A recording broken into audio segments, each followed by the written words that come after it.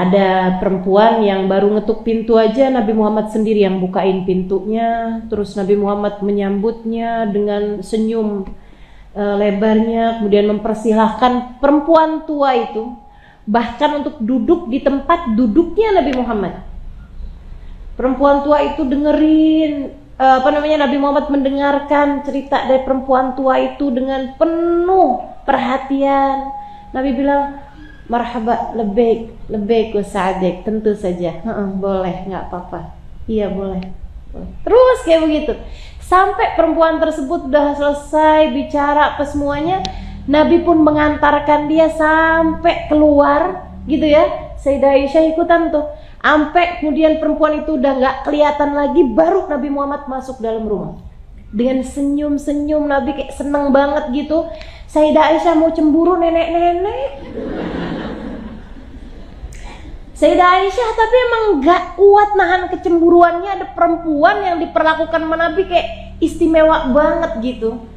Terus Nabi Muhammad terus ditanya gitu, man hiya ya Rasulullah, sampai kayak gak enakan gitu nanyanya. Emang siapa sih dia, wahai Rasul? Nabi bilang, innaha sahibat Khadijah, dia itu temannya Khadijah. Kedatangannya mengingatkanku pada istriku Khadijah. Ingat cerita itu? Kayaknya bukan ingat nih, tahu. Sekarang jadi tahu karena tadi nggak tahu gitu ya. Itu teman-teman sekalian yang Sayyidah Aisyah sampai dia bilang, Khadijah ila mata ya Rasulullah, Khadijah mulu wahai Rasul, sampai kapan kau menyebut-nyebut namanya, gitu kan? Itu teman-teman sekalian yang datang itu adalah Sayyidah Nafisah, mak comblangnya Nabi Muhammad.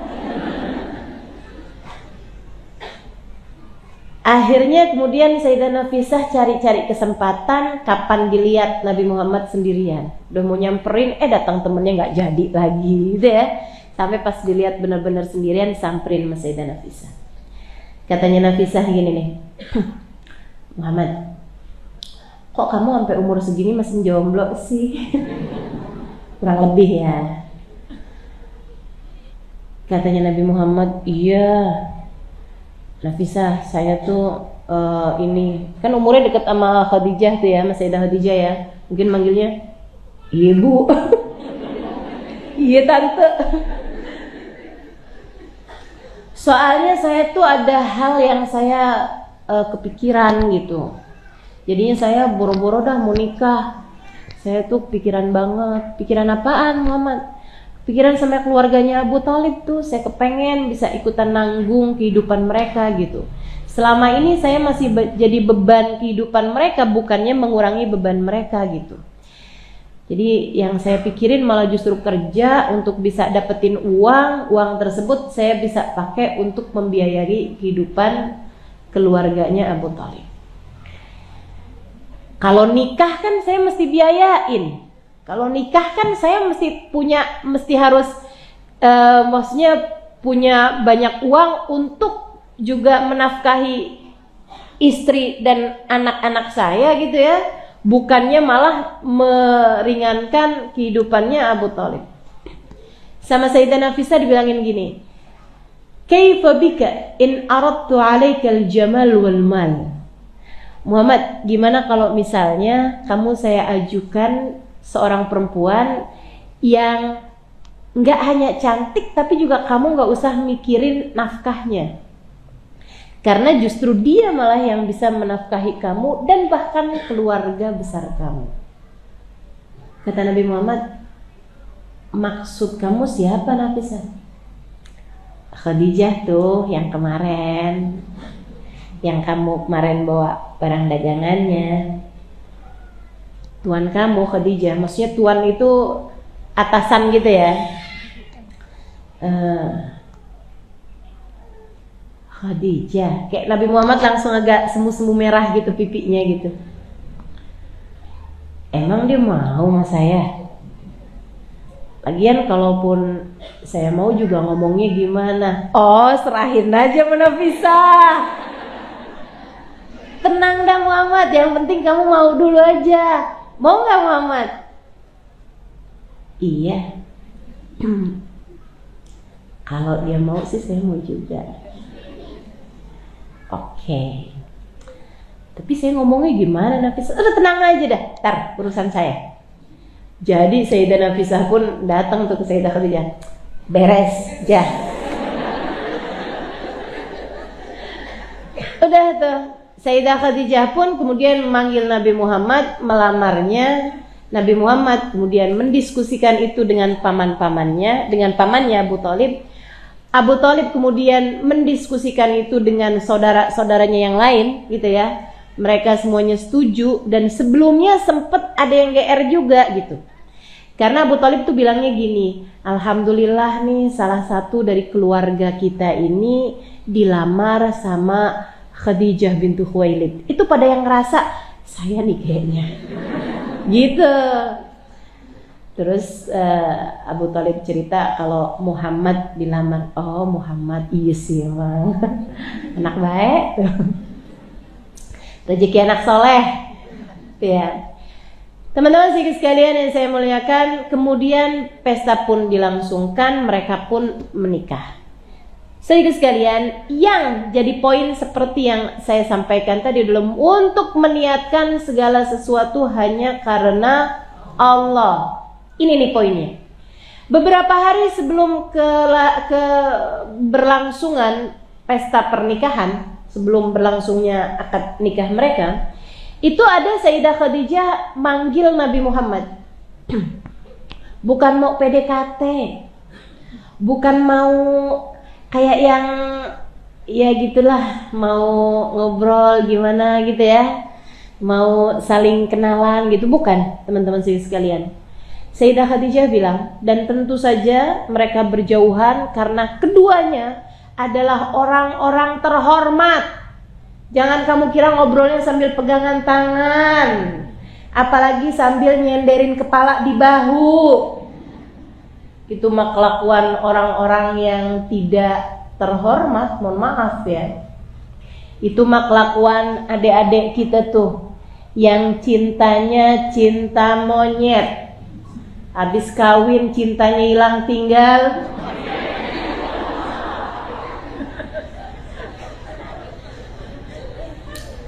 Ini buat adik-adik nih. Dek tuh, kalau emang ada hal yang penting buat disampaikan, sampaikan.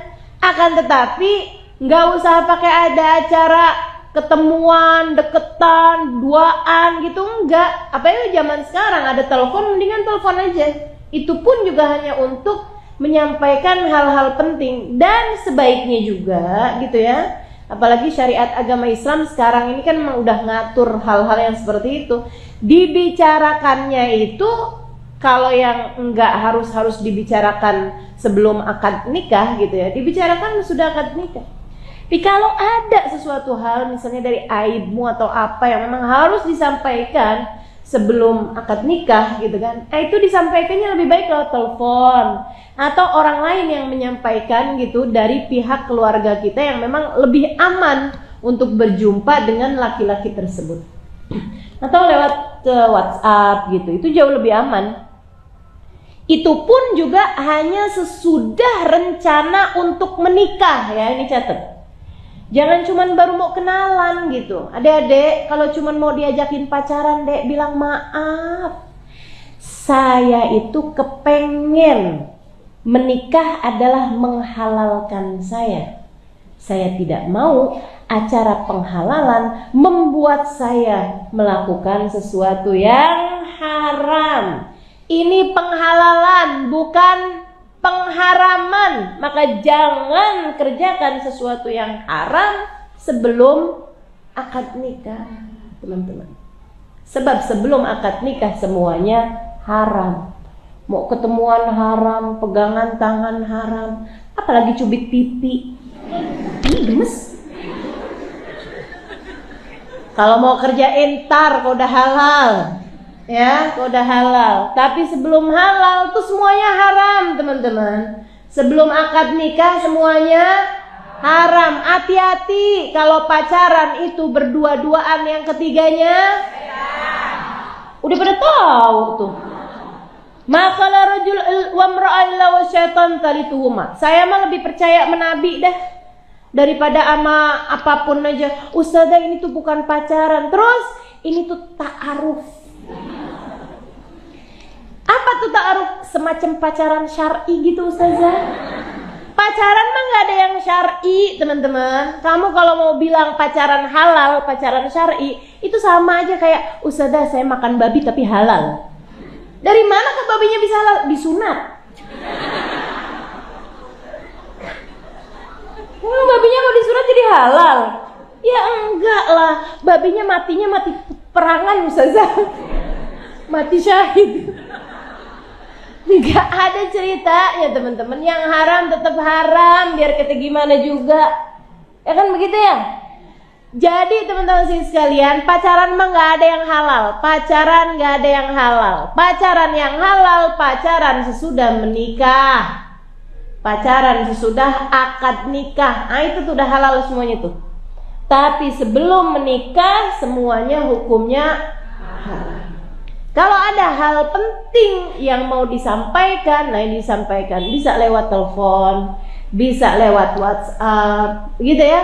Untuk hal-hal yang memang sangat penting untuk disampaikan. Jadi sekalian, Sayyidah Khadijah manggil Nabi Muhammad SAW untuk membicarakan sesuatu hal yang penting. Ini poin paling penting dari kisah hidup Sayyidah Khadijah ke semuanya. Yang andai aja teman-teman, andai aja saya punya waktu cuman 15 menit buat ceritain Sayyidah Khadijah, yang akan saya ceritain poin ini nih. Poin ini. Ucapan Sayyidah Khadijah sebelum menikah dengan Nabi Muhammad SAW. Apa itu? Muhammad, saya memanggilmu kemari untuk membicarakan hal yang menurut saya sangat penting untuk saya sampaikan padamu. Minum dulu ya.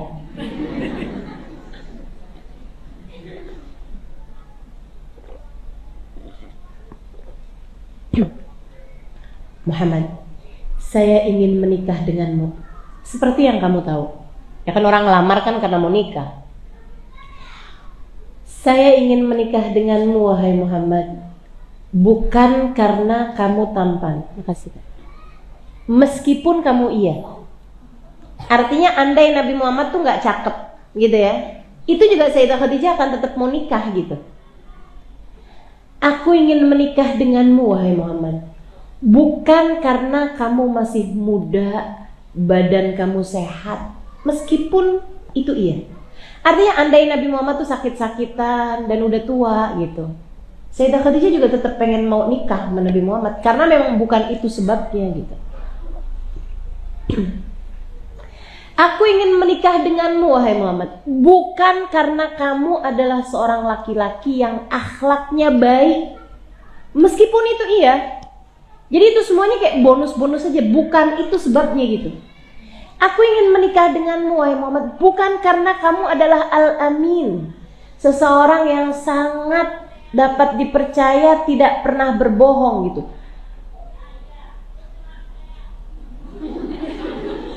Rame bener bu. Meskipun itu iya.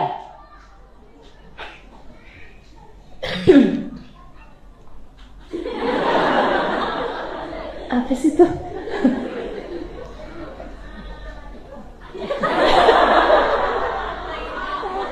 Lagi telepon.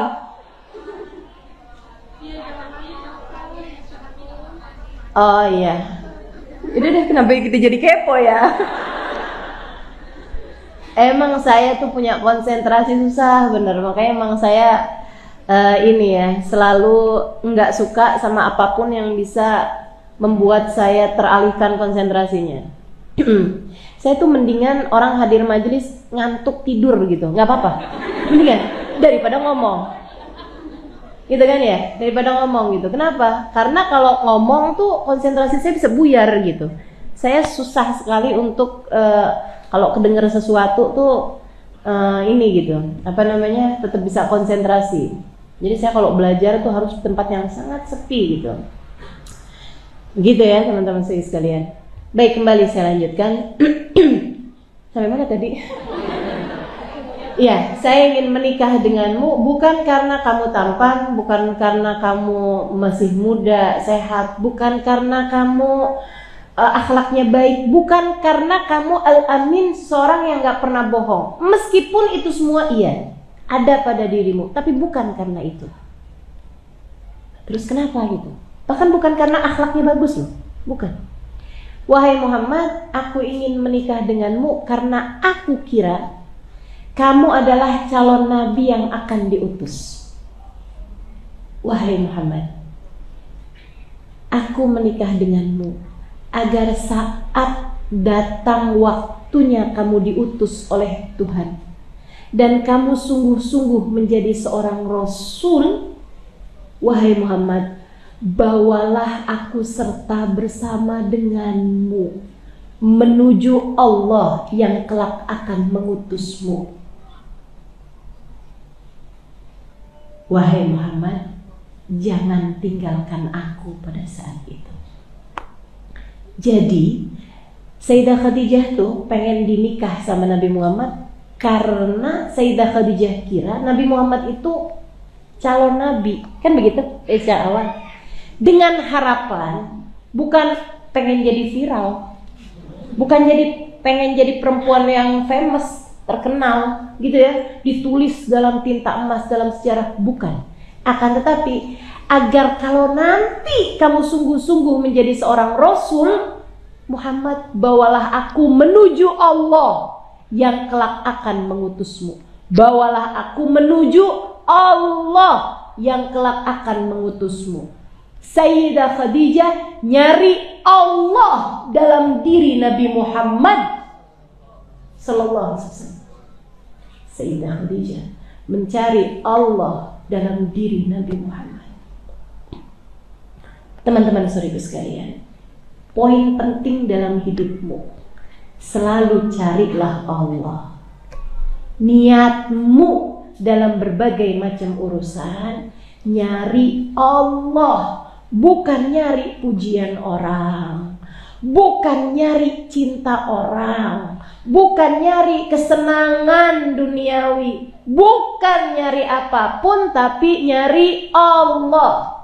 Kalau kamu nikah, dek, carilah Allah dalam pernikahanmu. Carilah ridha Allah dalam diri suamimu. Kalau kamu punya anak, bu, carilah Allah dalam diri anak-anakmu. Carilah ridha Allah dalam pendidikanmu kepada anak-anakmu, dalam kasih sayangmu kepada anak-anakmu. Kamu menyayangi anakmu bukan karena biar anak saya pada pinter, nggak malu-maluin orang tuanya, enggak. Kamu nyekolahin anak-anakmu bukan karena biar dia bisa dapat pekerjaan yang bagus di masa dewasanya, nanti saya dinafkahi, disenengin sama anak-anak saya. Bukan. Bukan kamu ngelihat anak-anakmu sebagai investasi saya di masa depan. Enggak gitu. Enggak gitu. Tapi kamu nyari ridha Allah dalam diri anak-anakmu. Anak saya memang keluar dari rahim saya, tapi dia bukan milik saya. Anak-anak saya adalah milikmu ya Allah, maka aku akan membawa anak-anak saya menujumu. Aku akan mengenalkan kepada anak-anak saya tentangmu ya Allah. Jangan kebanyakan ngenalin anak tentang dirimu, teman-teman saudara sekalian. Mereka udah hafal kok. Dengerin mama. Mama ini adalah ibumu yang telah melahirkanmu, yang telah mengandungmu, yang telah menyusuimu. Anak nih kalau udah kebanyakan denger kayak begitu, emang siapa juga yang mau, mah? Lo boleh milih sih, mah, mau ganti mama. Teman-teman saudara sekalian, gak usah kebanyakan mengenalkan tentang siapa kamu kepada diri anak-anakmu. Gak usah, gak perlu. Ya biar anak saya itu jadi anak yang berbakti sama orang tua. Gak gitu caranya. Caranya gimana Ustazah? Kenalin anak-anakmu kepada yang punya. Yang punya mereka Allah. Yang menentukan mereka Allah. Yang menciptakan mereka Allah. Yang menentukan garis nasib mereka Allah. yang bikin hidung mengalirkan nafas, buat pori-pori, memberikan paru-paru, Allah, teman-teman. Kamu bukan siapa-siapa bagi anak-anakmu selain Allah menitipkan mereka 9 bulan dalam rahimmu dan mengeluarkannya sesudah itu. Kamu bukan siapa-siapa. Jangan kebanyakan merasa berjasa sama diri anak-anakmu, teman-teman. Yang berjasa bagi mereka Allah, yang memberikan kehidupan bagi mereka Allah Subhanahu wa taala. Wa nafakhtu fihi ruhi, kata Allah. Aku yang meniupkan ruh sehingga terciptalah kehidupan dalam diri anak-anak kalian. Maka kenalkan mereka kepada Allah. Dan kamu gak usah kebanyakan punya target, cita-cita dalam diri anak-anakmu. Gak ada, gak usah teman-teman sekalian. Kenalin anak-anak kamu kepada Allah. Kembalikan mereka kepada Allah. Sayangi mereka karena Allah. Peluk mereka karena Allah. Katakan kepada mereka, nak, kamu adalah hadiah terindah yang Allah berikan dalam kehidupan mama. Kamu mengatakannya karena Allah. Kasih tahu sama anak-anaknya, nah, jangan pernah tinggal Allah. Nah, yuk kita ibadah kepada Allah. Nah, habisin makanannya, itu adalah rezekimu dari Allah. Kita kan suka nggak kayak gitu. Habisin makanannya, mama udah susah-susah masak.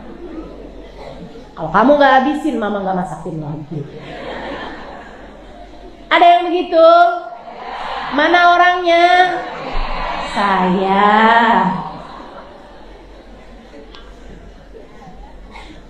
Pada suka kayak gitu modelannya.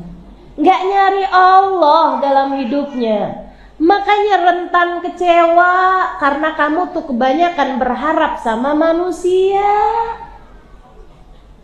Makanya kamu rentan kecewa, teman-teman, karena kamu hanya berharap kepada manusia yang sama-sama lemahnya seperti dirimu.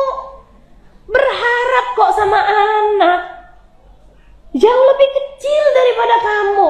Berharap tuh sama yang kuat. Berharap jangan sama yang lemah. Berharap kok sama suami. Ya sama-sama aja, dia sama kamu sama-sama tukang makan rezeki. Pemberi rezeki cuma satu, namanya Allah Subhanahu wa ta'ala. Belajarlah dari kisah hidup Khadijah. Aku menikah denganmu, wahai Muhammad, bukan karena kamu tampan, bukan karena kamu muda, bukan karena kamu kuat, bukan karena kamu berakhlak mulia, biar kamu bisa memuliakan aku. Enggak gitu. Enggak gitu. Bukan karena kamu muda, biar ada yang ngurusi aku di masa tua. Enggak gitu. Enggak gitu. Lah terus kenapa, Khadijah? Karena aku kira kamu adalah calon nabi yang akan diutus oleh Allah. Wahai Muhammad, jika nanti datang waktunya kamu diutus oleh Allah, bawa serta aku Muhammad menuju Allah yang kelak akan mengutusmu. Cakep.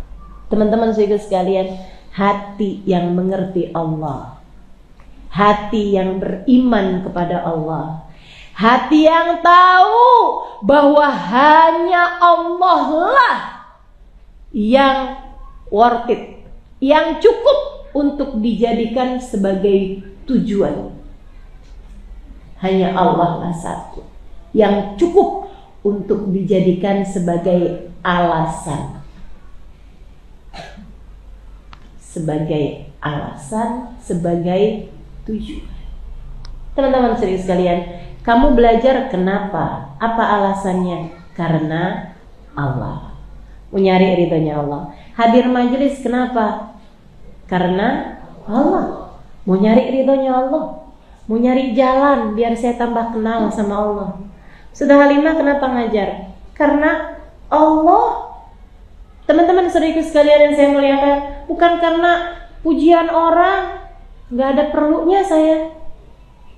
nggak bisa ngapa-ngapain dalam hidup saya pujian orang, teman-teman saudariku sekalian. Betul apa enggak? Betul apa enggak? Teman-teman saudariku sekalian yang saya muliakan, ngerjainnya karena apa? Mudah-mudahan kita bisa ditetapkan oleh Allah Subhanahu wa taala untuk mengerjakan berbagai macam hal hanya karena Allah. Kenapa kok kamu siap-siap panitia nyiapin, ngebungkus-bungkusin snack, ngasih air, nyiapin nih, semuanya dihidup-hidupin, asiknya dihidup-hidupin ini gitu ya. Misalnya gitu ya. Kenapa? Kenapa kamu berbuat itu? Bukan karena Ustazah Halimah, biar saya dilihat mau Ustazah Halimah, biar saya dipuji mau Ustazah Halimah. Halimah ini loh nggak bisa apa-apa. Nggak bisa apa-apa. Jangan, teman-teman sekalian, jangan ngerjain sesuatu karena saya. Saya nggak bisa apa-apa. Saya nggak bisa apa-apa. Nah, terus kenapa? Karena Allah. Kalau udah karena Allah, segala-gala kamu kerjakan karena Allah, enak semuanya. Nyari Allah aja, nyari Allah aja. Kayak Sayyidah Khadijah, bahkan ternyata Sayyidah Khadijah menikah dengan Nabi Muhammad hanya karena Allah. Lihatin gimana Allah bikin Sayyidah Khadijah tidak pernah kecewa. Bahkan Nabi Muhammad menikah sama Sayyidah Khadijah dari usia Nabi Muhammad 25 tahun sampai usia Nabi Muhammad 50 tahun ketika ditinggal wafat oleh Sayyidah Khadijah. Teman-teman saudariku sekalian yang saya muliakan, Nabi Muhammad tidak menikah dengan perempuan selain Khadijah. Nyarinya Allah. Allah jadikan Sayyidah Khadijah tidak dikecewakan oleh siapapun. Tidak ada yang bisa membuat beliau kecewa, karena tujuannya adalah Allah. Orang kalau tujuannya Allah, ini mau hadir majelis, tujuannya mau nyari Allah, nggak dapat snack, nggak masalah. Kan begitu ya? Duduknya empet-empetan, nggak masalah. Duduknya di dekat sepatu, sepatunya orang lagi, nggak masalah. Duduknya deket toilet, nggak masalah. Itu kenapa? Karena yang dicari Allah. Nggak kecewa. Ini panitianya gimana sih? Nggak ada. Ini Ustazah Halimah nih, kalau emang nggak siap tempatnya buat banyak orang, ngapain diumum-umumin sih? Yang disalahin saya. Teman-teman saya ikut sekalian, orang kalau nyari Allah dalam kehidupannya nggak akan pernah kecewa gitu. Nggak akan pernah kecewa. Saya ikut sekalian, saya muliakan, termasuk juga kamu menikah. Tuh, coba lihatin. Kalau selama ini, kenapa sih kamu hanya nyusahin saya mulu? Bilang sama suaminya, kenapa sih saya hidup sama kamu tuh susah mulu? Misalnya gitu. Kalau kamu ngerasanya kayak begitu, salahnya tuh bukan di suami kamu, tapi salahnya di niat kamu. Teman-teman saya sekalian, kamu selama ini dalam pernikahan yang kamu cari tuh cinta suami kamu, perhatian suami kamu, kasih sayang suami kamu, makanya rentan kecewa. Tapi kalau yang kamu cari adalah Allah Subhanahu wa taala, harapan kamu hanya Allah Subhanahu wa taala, kamu hanya mencari ridho Allah Subhanahu wa taala dalam berbagai macam hal, teman-teman saudaraku sekalian, maka kamu tidak akan pernah kecewa. Nggak apa-apa, suami kenapa urusan dia, urusan saya sama Allah. Urusan saya sama Allah. Gitu terus. Makanya tuh Sayyidah Khadijah tuh kayak gitu tuh. Beliau tuh nggak ada kecewa-kecewanya sama kehidupan, sama Nabi Muhammad, sama keadaan. Kenapa begitu? Karena hidupnya untuk Allah. Emang orang kalau hidupnya untuk Allah nggak bakalan susah ya Ustazah? Beda nih ya. Susah berkehidupan dengan kecewa itu beda. Susah hidup kayak miskin, sakit. Nah, tuh.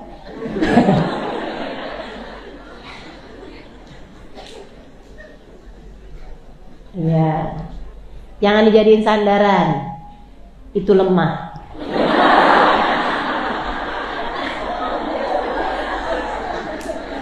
Udah dibilangin bolak-balik, sandaran hanya kepada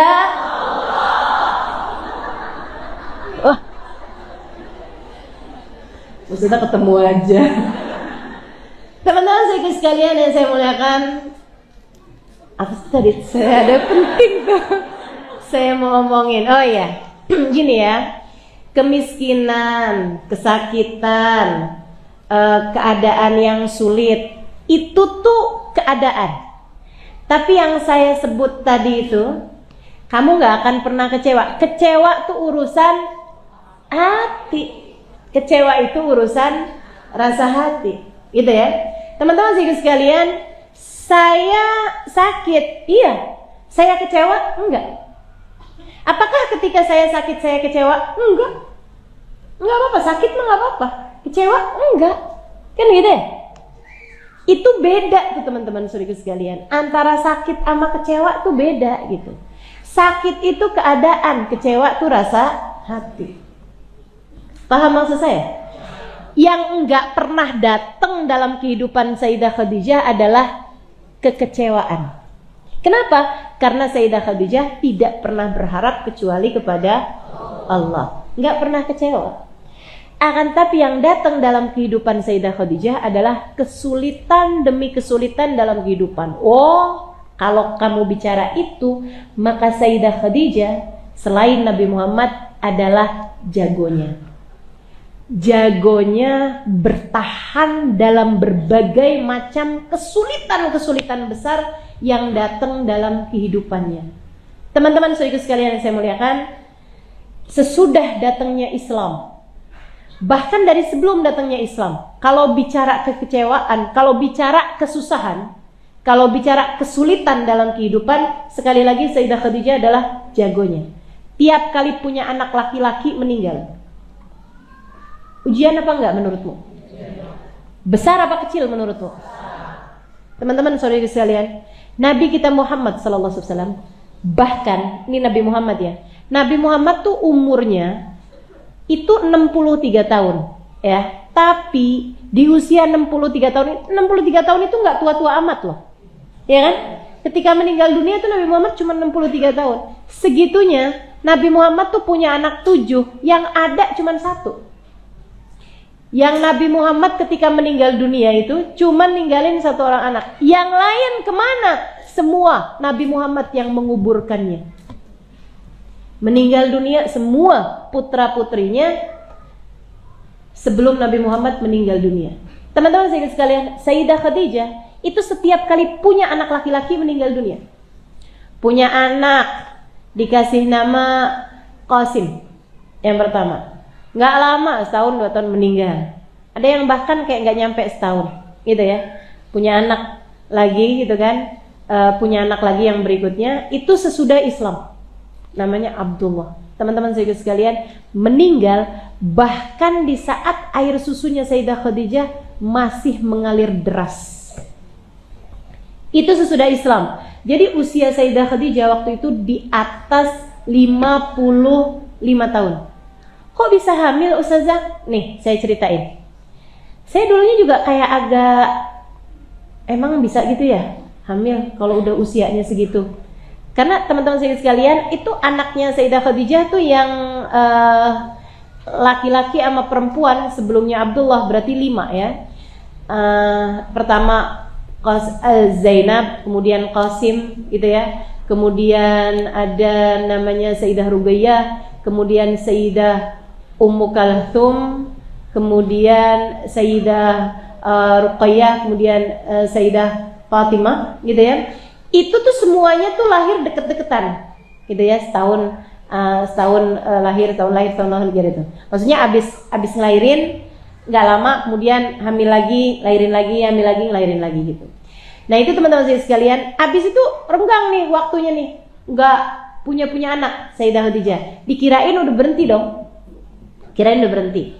Nah ternyata ketika awal-awal Islam itu Sayyidah Khadijah itu usianya 50-an tahun teman-teman. Udah 55 tahun, kan 15 tahun sesudah Sayyidah Khadijah menikah. Berarti itu kan 40 tahun tambah 15, 55 tahun. Kalau usia kita tuh berarti 53 tahun lah, karena ada PAUD 30 tahun 1 tahun ya. Umur Hijriyah dengan umur Masehi itu ada per 30 tahun 1 tahun. Berarti kalau 53 tahun ya sekitaran 55 tahun, berarti sekitaran 53 tahun. Ngerti nggak yang saya omongin? Ya udahlah, kalau nggak ngerti nggak apa-apa lah ya. Walhasil usia Sayyidah Khadijah ketika itu sekitaran 53 tahun. Teman-teman sekalian, sudah datang syariat agama Allah, udah datang agama Islam. Nabi Muhammad bi'tsah menjadi seorang nabi. Sayyidah Khadijah hamil lagi. Padahal udah lama nih nggak hamil. Dikirain emang udah berhenti, udah umur segitu. Ternyata saya tuh dulunya mikir gitu, oh itu mungkin kayak semacam mukjizat aja gitu buat Nabi Muhammad alaihissalam. Ternyata nggak gitu teman-teman.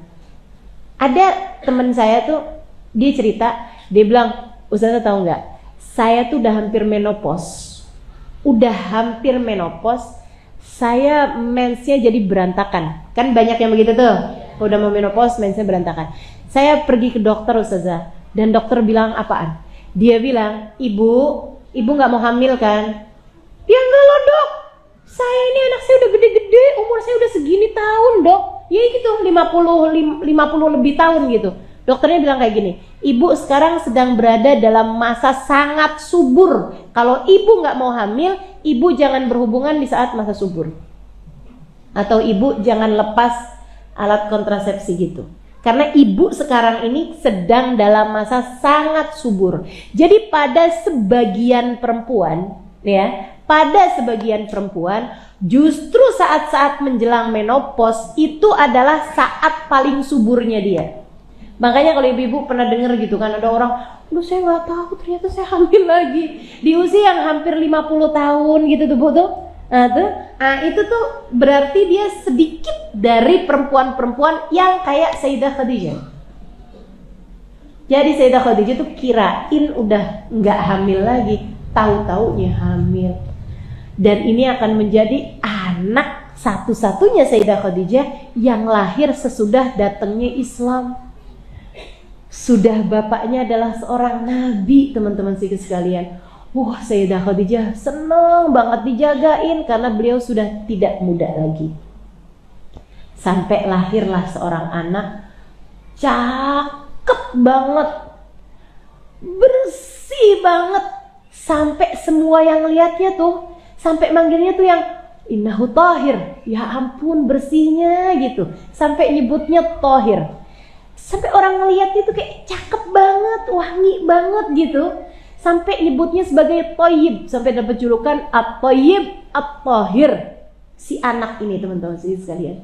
Dan itu mirip banget sama Nabi Muhammad. Semua orang tuh ngelihat jatuh hati teman-teman, jatuh cinta sama tuh bayi. Ya Allah, luar biasa bagusnya tuh anak. Jadi sekalian saya muliakan, sebulan, 2 bulan, 3 bulan jadi hiburannya Nabi Muhammad. Itu masa-masa paling berat di mana Nabi Muhammad tuh kadang keluar rumah pulangnya nggak selamat, disakitin nama kaum Quraisy ke awal-awal Islam. Teman-teman sekalian yang saya muliakan, hiburannya Nabi Muhammad ngelihat tuh bayi, ngelihat anak bayinya itu gitu. Apalagi kan anak perempuannya banyak udah pada nikah. Itu tuh yang Zainab udah nikah waktu itu, yang Rugayyah sama yang Ummu Kalthum juga nikah, yang masih sisa tuh cuman Sayyidah Fatimah yang waktu itu juga masih anak-anak ya, Sayyidah Fatimahnya gitu. Karena kan yang paling kecil sebelumnya Abdullah ini ya. Jadi anak tersebut dikasih nama dengan nama Abdullah. Teman-teman sekalian, lagi masak-masaknya kayak gitu, lagi air susunya banyak-banyaknya, kayak 3 bulan, 4 bulan gitu teman-teman sekalian. Tiba-tiba sakit, panas, kemudian meninggal dunia. Kayak apa hancurnya hatinya. Nabi Muhammad juga sedih. Ya kayak apa sedihnya gitu kan. Jadi hiburannya Nabi gitu. Itu ya. Saya bayangin kalau orang-orang hebat-hebat ini nih hatinya masih kayak kita-kita gitu, teman-teman. itu pasti bakalan yang, ya Allah kenapa sih? Itu kan hiburan saya ya Allah. Saya suka disakitin orang di luaran sana, digangguin, dilemparin apalah, debu lah, dilemparin kotoran lah. Kan hiburan saya tuh ya Allah. Kok diambil sih ya Allah? Ada gitu nih gitu. Tapi Nabi Muhammad, alhamdulillahi ala kulli hal, raditu billahi rabbah. Ya Allah, saya ridho. Apapun yang kau tetapkan, saya ridho ya Allah. Satu waktu Nabi Muhammad lagi masuk kamar gitu, mendapati Sayyidah Khadijah lagi sesenggurukan, teman-teman. Perempuan ini perempuan kuat. Perempuan ini perempuan mandiri. Perempuan ini perempuan yang keyakinan, keimanannya udah sangat tinggi ya, udah langit ketujuh nih tingkatannya. Tapi ibu mana yang gak sedih anaknya meninggal? Ibu mana gitu, yang bahkan air susunya tuh masih ngalir. Kayak apa rasanya, teman-teman? Jadi itu di saat Nabi Muhammad masuk kamar, Nabi Muhammad mendapati istrinya lagi sedih. Nabi Muhammad tuh ada di pintu gitu kan, lihat istrinya, ya Allah, saya sedih di luar, dikatain ini, dikatain itu, kayak yang masih bisa tahan. Tapi ngelihat istri yang tercinta, yang selalu membahagiakan, yang selalu ceria, lagi nangis kayak begitu, hati suami mana yang gak hancur gitu kan, yang gak sedih gitu. Teman-teman sekalian, lain kalau emang istrinya tukang nangisan, biasanya nggak ceria, cembetut mulu, dia nangis, suaminya yang sekarang kenapa nih? Gitu kali pertanyaannya ya. Habis itu yang ngeselin lagi, udahlah dia lagi nangis, tanyain gitu, kamu kenapa? Nggak apa-apa. Sosok manja gitu kan. Ya Allah, mudah-mudahan Allah kuatkan hati kita. Amin. Kalau ini memang suatu hal yang layak banget buat ditangisin nggak sih? Air susunya bahkan ngalir. Teman-teman sekalian, Nabi Muhammad pun bertanya kepada Sayyidah Khadijah gitu. Khadijah, saya tahu kamu sedih. Pasti karena urusan anak kita yang meninggal dunia. Namun bagaimanapun kita ridho kan Khadijah. Sayyidah Khadijah bilang dalam isak tangisnya, tentu wahai Rasulullah, tentu saya ridho wahai Rasulullah. Saya hanya sedih karena bahkan air susunya masih mengalir dalam badan saya. Sedih kan, air susunya bahkan ngalir, orangnya udah gak ada. Coba, ya Allah, rezekinya tuh masih ada gitu, orangnya udah gak ada. Sedih banget kan, mesti dikeluarin air susunya, tapi nggak ada yang minum gitu air susunya. Ya Allah, ya Allah.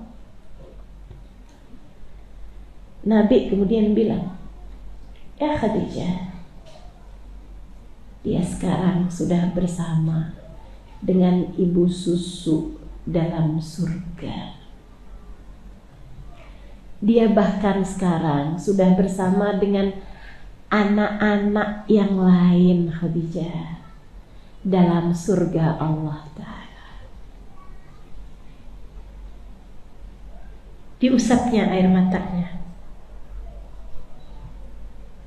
Terus Nabi Muhammad ngomong gini, ya Khadijah, kalau kamu mau, aku bisa perlihatkan kepadamu keadaannya di surga Allah Ta'ala. Kalau kamu yang jadi Khadijah, kira-kira gimana?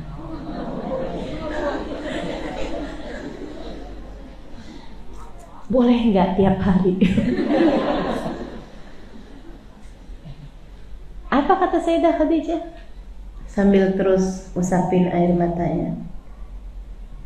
La ya Rasulullah, tidak perlu wahai Rasulullah. Saya sudah cukup yakin dengan apa yang engkau ucapkan. saya sudah cukup dengan saya yakin dengan apa yang engkau ucapkan. Maksudnya, saya sudah beriman padamu, apa yang kamu ucapkan ini saya percaya, dan saya merasa cukup dengan hal itu. Merasa cukup dengan hal itu. Kamu ceritain dengan kamu liatin, itu nggak ada bedanya buat saya, wahai Rasul. Ya Allah, itu Sayyidah Khadijah. Kuat banget dah hatinya, kuat banget teman-teman. Makanya ya, saya tuh paling seneng cerita tentang Sayyidah Khadijah. Kenapa? Saya kepengen kamu seperti halnya saya. Kalau lagi susah-susah tuh, ini hiburan banget buat kita. Kamu kalau lagi susah-susah, nggak usah mikirin saya perlu healing. Terus bilang sama suaminya, Bang, saya perlu shopping. Nggak perlu. Teman-teman, bukan di situ letak healingmu. Bukan di situ letak penghiburan hatimu. Terus gimana? Kalau kamu lagi susah hati, kalau kamu lagi sedih, duduk kamu bayangin Sayyidah Khadijah. Kamu kirimin Fatihah pada Sayyidah Khadijah.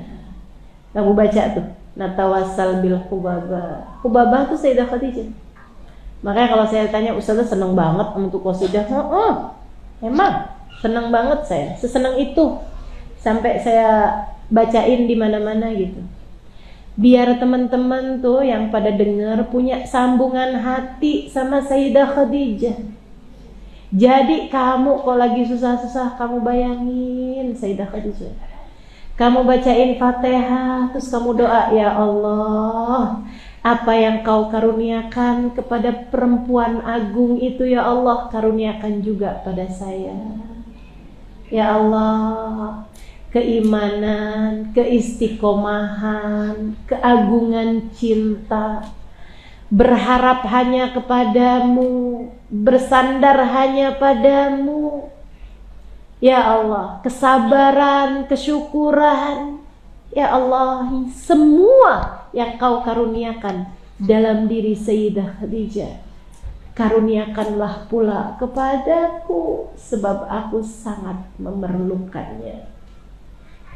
Yang kamu perlu tuh bukan healing, yang kamu perlu itu tambahan syukur dalam hatimu. Yang kamu perlu tuh bukan shopping, teman-teman. Yang kamu perlu adalah tambahan sabar dalam hatimu. Yang kamu perlu tuh bukan jalan-jalan, piknik, bukan. Yang kamu perlu adalah tambahan iman dan keyakinan dalam hatimu untuk paham bahwa kendali segala urusan ada pada Allah, untuk mengerti bahwa apapun yang telah jadi keputusan Allah adalah yang terbaik dalam hidupmu. Hatimu tuh perlu paham bahwa tujuan sesungguhnya dari kehidupan ini adalah keridhaan Allah. Tuh teman-teman saudara sekalian. Dan itu yang dipunya sama Sayyidah Khadijah. Dan itu yang begitu lekat dalam diri Sayyidah Khadijah. Sayyidah Khadijah dalam hidupnya mencari Allah Subhanahu wa ta'ala. Dan dia telah mendapatkannya. Dan Sayyidah mendapatkannya. Sebab beliau menempuh jalan untuk menujunya. Dipersembahkannya seluruh apa yang dipunya buat Allah Subhanahu wa ta'ala. Dan dalam jalan Allah, dalam jalan dakwah untuk Allah Subhanahu wa ta'ala, dalam jalan syiar agama Allah. Saudara-saudara sekalian yang saya muliakan, Sayyidah Khadijah yang semula kaya raya, ia menjadi perempuan yang habis seluruh hartanya untuk jalan dakwahnya Nabi Muhammad SAW. Sayyidah Khadijah, perempuan yang semula dipuja, ia menjadi perempuan yang begitu dihina, bahkan diboikot oleh kaumnya. dan ia persembahkan semuanya untuk jalan dakwahnya Nabi Muhammad sallallahu alaihi wasallam untuk Allah Subhanahu wa taala. Teman-temanku, saudariku sekalian yang saya muliakan, bahkan di akhir hidupnya, di masa-masa jelang kewafatannya, beliau Nabi Muhammad alaihissalam dan Sayyidah Khadijah diasingkan, teman-teman sekalian, diasingkan. Orang nggak boleh ngasih apapun sama Sayyidah Khadijah. Orang nggak boleh jual apapun kepada Nabi Muhammad alaihissalam. Nabi Muhammad nggak bisa beli apapun dari orang Quraisy yang nggak beriman. Hanya berharap pemberian, dan itu pun orang-orang yang ngasih sama Nabi Muhammad dari orang-orang yang beriman, kalau mau ngasih bertaruh nyawa, teman-teman. Sebab Nabi Muhammad diasingkan di lembah, namanya lembah Abu Thalib. Itu yang membuat Sayyidah Khadijah bahkan sampai harus berjalan bermil-mil buat nyari daun-daunan hijau pengganjal lapar.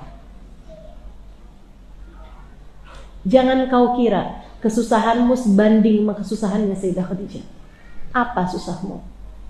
Apa susahmu, teman-teman sekalian? Jangan kamu pikir saya miskin, saya susah hidup, saya orang paling menderita. Gak ada apa-apanya. Sayyidah Khadijah tuh sampai tinggal tulang berbalut kulit, berhari-hari menahan lapar. Nanti itu kalau ada yang ngirimin susu, ngirimin roti, berhasil selamat. Banyakannya nggak selamat, udah sama orang kafir Quraisy diusir, kalau nggak mau dibunuh. Ya mereka pun lari. Teman-teman sekalian, kalau berhasilnya ada yang nyampe ke rumah mereka tuh di pengasingan, itu teman-teman sedikit sekalian, Sayyidah Khadijah memberikannya kepada Nabi Muhammad.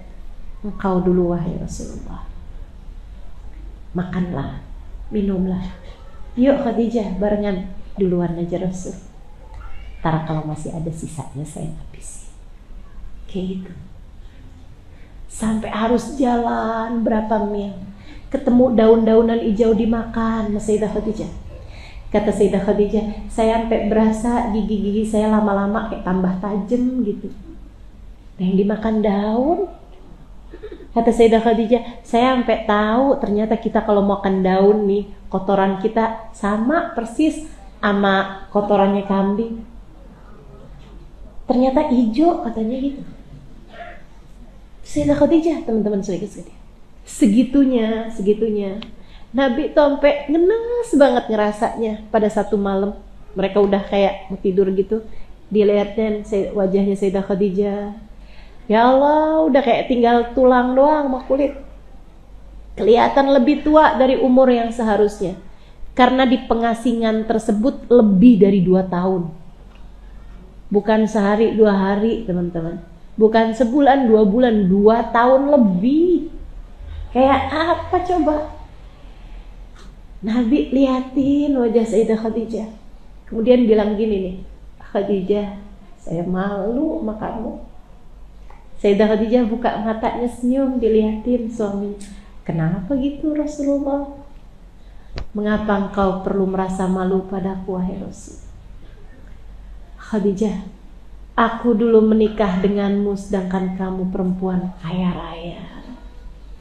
Sekarang buat makan aja kamu gak ada. Maafkan aku Khadijah. Aku menikah denganmu sedangkan kamu perempuan paling dimuliakan kaum. Sekarang seperti ini keadaannya. Malu aku sama kamu Khadijah. Kamu dulu adalah seorang perempuan yang cantik jelita. Maafkan aku Khadijah. Kamu sekarang bahkan terlihat lebih tua dari usia seharusnya. Sayyidah Khadijah senyum lebar sama Nabi Muhammad. Kemudian berkata, jangan pernah merasa begitu wahai Rasulullah. Gak dengan tangis.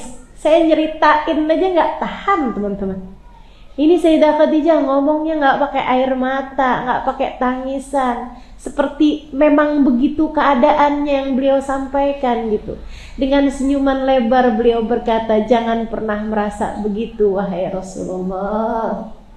Inni ya ana wa mali wa nafsi wa ruhi wa hayati wa mamati laka ya Rasulullah. Jangankan sekedar harta, jangankan sekedar penghormatan dari kaum yang tidak beriman pada Allah Ta'ala. Kau harus tahu wahai Rasul, jangankan sekedar kecantikan fisik ataupun kesehatan badan, kau harus tahu wahai Rasul, sejak aku menikah denganmu, aku sudah memutuskan seluruh hartaku, seluruh tenagaku, seluruh waktuku, seluruh kekuatanku, bahkan nyawaku, hidup dan matiku sudah aku persembahkan untukmu ya Rasulullah. Untuk Allah lewat Rasulullah, untuk Allah lewat Rasulullah. Jangan pernah merasa begitu wahai Rasul, sebab aku sudah menjadikan semuanya yang aku punya untukmu. Cakep tuh orang. Gak pernah ada keluh kesahnya, gak pernah kayak yang ya udah deh Rasulullah emang dikasihnya begini, yang sabar aja, kan gitu. Dan kamu udah bisa kayak gitu aja udah berasanya jadi ahli surga gitu. Udah berasanya yang saya memang contohnya Khadijah. Ya saya tuh kalau boleh dibilang saya tuh Khadijah zaman now lah. Khadijah dari mana nyente? Ya Allah, jauh banget kita Mama Sayyidah Khadijah, teman-teman. Seluruh harta, bahkan sampai buat makan aja susah. Sampai nyari daun-daunan hijau buat Allah semuanya, di jalan Allah semuanya. Dan itu, Ustazah kok Allah bikin Sayyidah Khadijah sampai susah kayak begitu? Sebab Allah mau ngasih tahu kita nih umatnya, cinta itu perlu pembuktian. Cinta itu perlu pembuktian dan Sayyidah Khadijah telah membuktikannya. Aku cinta karenanya aku tak mengapa meski diberi lapar olehnya. Aku cinta maka tak mengapa meski aku diberi kesusahan dalam hidup olehnya. Aku cinta karenanya tak mengapa meski aku kesakitan, terluka, berdarah-darah karenanya. Aku cinta dia karenanya tak mengapa bagiku meski andai ruhku harus keluar dari tubuhku untuk membuktikan cintaku padanya. Sayyidah Khadijah, cintanya kepada Allah tak dapat terbandingkan dengan apapun. Ia adalah guru cinta kita teman-teman seribu sekalian. Belajarlah darinya. Allah memberikannya kepada Sayyidah Khadijah. Allah tuh pernah ketika Nabi Muhammad nih udah Islam nih kan, udah Islam datang gitu. Nabi tuh pernah beberapa kali balik ke Gua Hiro. Sudah datangnya Islam, tapi ini belum masa pengasingannya. Nabi tuh masih gitu, berulang kali bolak-balik kalau apa-apa pergi ke Gua Hiro gitu. Enak aja gitu. Nabi di sana. Pernah satu waktu Nabi Muhammad di sana, Sayyidah Khadijah kangen. Jadi Nabi Muhammad dimasakin sama Sayyidah Khadijah makanan-makanan kesukaan, bukan disuruh turun tapi Sayyidah Khadijahnya yang naik tuh. Naik ke Gua Hiro itu 2 jam perjalanan dari bawah. Saya nggak tahu dari rumahnya Sayyidah Khadijah berapa lama tuh. Naik kan susah banget. Sampai sekarang aja kalau naik mesti pakai tongkat, apalagi zaman itu ya. Aduh. Sayyidah Khadijah bawa makanan, masih sehat, masih segar waktu itu ya. Ini bagian terakhir nih, dengerin. Enak banget, cakep banget. Teman-teman sekalian, lagi Nabi Muhammad di sana lagi sholat sesuai dengan ajarannya Nabi Ibrahim alaihissalam, karena belum turun syariat yang sholat kayak kita itu ya, itu belum turun waktu itu kan tahun ke-11. Sayyidah Khadijah meninggal di tahun ke-10. Teman-teman saya sekalian, Nabi lagi sholat, malaikat Jibril datang, kemudian tungguin malaikat Jibril, begitu salam, malaikat Jibril bilang begini, ya Rasulullah, sata'ti ilaik Khadijah. Wahai Rasul, sebentar lagi Khadijah akan datang ke sini. membawa makanan bersama dengan lauk-lauknya. Idza ja'at, nanti kalau Khadijah datang, sampaikan padanya innallaha yugri'uhas salam. Sesungguhnya Allah berkirim salam padanya. Sesungguhnya Allah berkirim salam padanya. Dan aku malaikat Jibril berkirim salam padanya. Sampaikan padanya Allah sedang membangunkan untuknya sebuah istana di surga, sebuah rumah di surga. Di dalamnya tak ada lagi kelelahan, tak ada lagi air mata. Nabi senyum. Habis itu gak lama malaikat Jibril hilang. Kemudian masuklah Sayyidah Khadijah. Ya Rasulullah, hari ini saya memasakkan untukmu makanan-makanan kesukaanmu. Saya membawanya kemari wahai Rasul. Sambil bentangin supra gitu kan, sambil narok-narokin makanan. Udah habis duduk, Nabinya senyum-senyum, terus bilang, wahai Khadijah, baru saja malaikat Jibril datang ke sini. Terus malaikat Jibril bilang bahwasanya engkau sebentar lagi akan datang ke sini membawakan makanan. Terus wahai Khadijah, malaikat Jibril bilang Allah berkirim salam padamu. Dan malaikat Jibril pun berkirim salam padamu. Dan aku suamimu Khadijah mengucapkan salam kepadamu. Sayyidah Khadijah bilang, Innallaha wassalam wa ala Jibril assalam wa alaikassalam wa rahmatullahi wa barakatuh ya Rasulullah. Kata Sayyidah Khadijah, sesungguhnya Allah dialah sang pemberi keselamatan. Dan kepada malaikat Jibril sampaikan salamku kembali padanya. Dan untukmu wahai Rasulullah, semoga salam Allah dan keberkahan senantiasa tercurahkan atasmu. Nabi Muhammad kemudian melanjutkan, Allah menjanjikan untukmu wahai Khadijah sebuah rumah di surga. Di dalamnya tak ada lagi kelelahanmu wahai Khadijah, dan tak ada lagi air mata. Masya Allah, luar biasa benar teman-teman. Seorang perempuan yang masih hidup di atas muka bumi ini, akan tapi Allah berkirim salam padanya. Kayak apa tuh ya tingginya derajat Sayyidah Khadijah. Dan Nabi Muhammad berkata tentangnya, Nisaul Jannah arba'ah, perempuan-perempuan surga itu 4. Asiyah istrinya Fir'aun, Maryam ibunda Nabi Isa, Khadijah bintu Khuwailid, dan Fatimah bintu Muhammad, anaknya Khadijah. Luar biasa ya. Yang 2 terakhir nih Khadijah dan anaknya Khadijah. Perempuan-perempuan surga, perempuan-perempuan pemimpin surga yang kita berharap semoga kita ada di belakangnya. Semoga kita bisa mengikuti jejak langkahnya, menjadi perempuan-perempuan yang hidup untuk Allah, sepanjang hidup hanya mencari Allah, harapan, andalan, sandaran hanya kepada Allah Subhanahu wa ta'ala.